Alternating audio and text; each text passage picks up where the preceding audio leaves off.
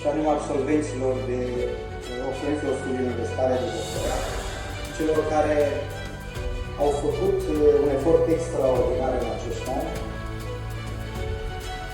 Are bucurie să fim astăzi în această formulă, într-o zi care reunește ce este mai bun în universitate.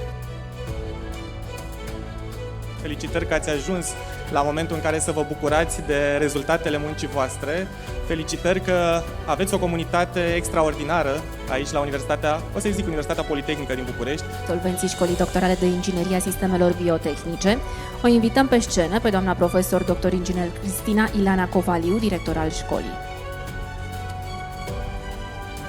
Îi vom nominaliza și pe absolvenți. Este vorba despre Luiza Georgeta Crăciunică Teodorescu, Roxana Drăghici Mitroi,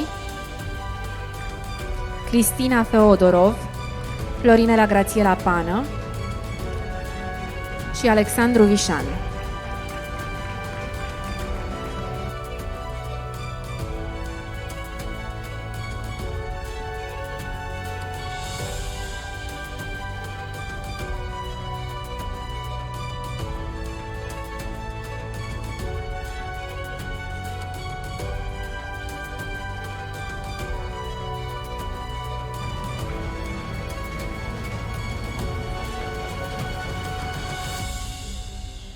Felicitări!